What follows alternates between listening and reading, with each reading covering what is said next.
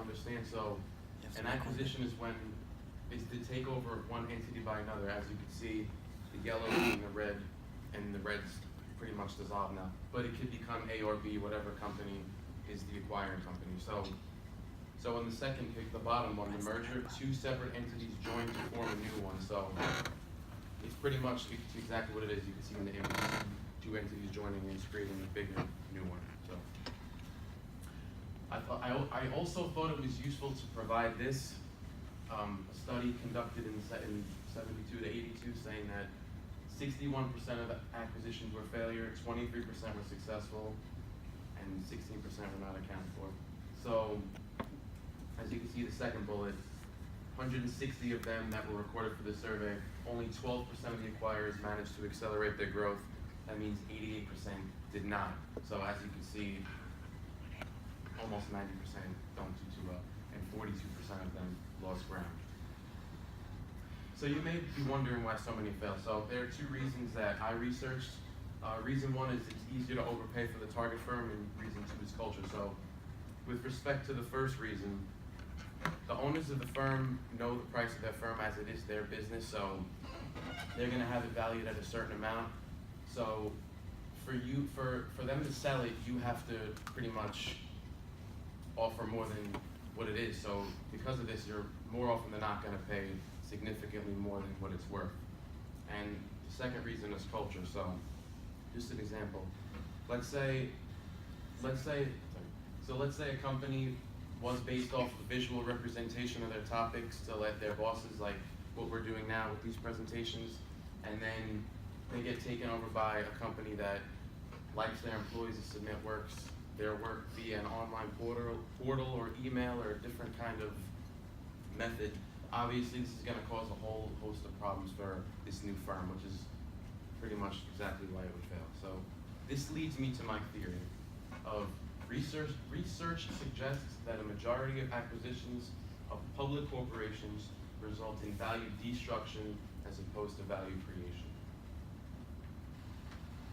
So my first illustration, my first example is Quaker Oats' acquisition of Snapple in 1994. Quaker successfully managed Gatorade, so they figured they could do the same with Snapple, but they were wrong in this regard. Also, Wall Street did warn them that they would overpay Quaker would overpay for Snapple by their set price, but they went ahead and paid that price anyway. So the outcome of this merger, so 27 months is how long they were merged for. So Quaker sold Snapple to a holding company for $300 million, and they bought it for $1.7 billion. So a fun fact, this equates to a loss of $1.6 million each day for 27 months. So imagine something like this happening to your company. So two main reasons why this merger failed. First reason is Quaker's attempted implementation of Snapple into supermarkets. Snapple was really popular in convenience stores and gas stations and stuff like that originally. So when they were implemented into supermarkets, they had to face a lot of competition, such as Coke and Pepsi, who offered a wide variety of products which their customers were already used to. So that took up a lot of market share over Snapple.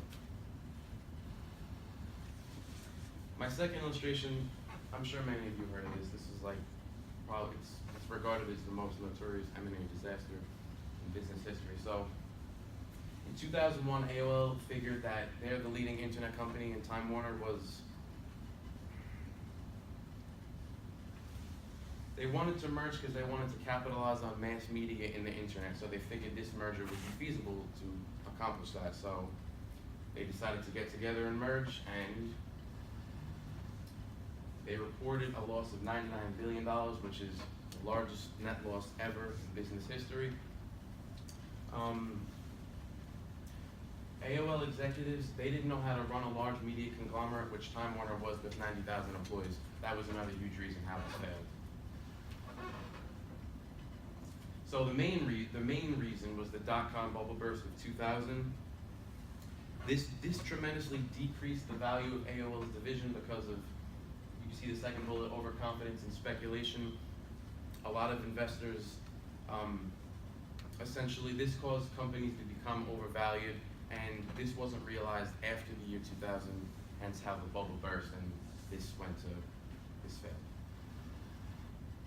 So my applications, obviously, aside from the negatives I just discussed, it can be positive as well, it can prove to be beneficial. I have two applications here, increased market share. So essentially if two companies are merging, theoretically, quote unquote, it's doubling the market share. So like if Keebler and Nabisco, two big snack companies, would merge, this would cause, this would take up a whole lot of the market share for the cookies and snacks industry, and it would keep this merged company thriving and a more diversified product line. I don't know if any of you ever seen these fans, this Dyson, it's like vacuums, fans, those kind of products. So let's say a customer wanted to buy an AC and a fan, and an AC company just sells ACs and heaters. So now they can go to one place, they can get their fans, they can get their ACs and heaters, so it's much more efficient for the customer as well. So my implications, so obviously it could either be beneficial or detrimental. It has been speculated, I believe it was this year in the beginning of 2018, that in an effort to physically expand more into retail space, Amazon would acquire Target. This could give Amazon a huge portion of the physical retail space, and it could allow them to compete with brick and mortar giant Walmart. So this chart I found on Forbes, it was prepared by analysts. It was developed as an estimation of Target's current value using their 2017 financial data. So when this speculation was announced back in January, shares of Target rose nearly 4% in 1 week. But a negative, on the negative side, it could place a lot of stress on EBIT.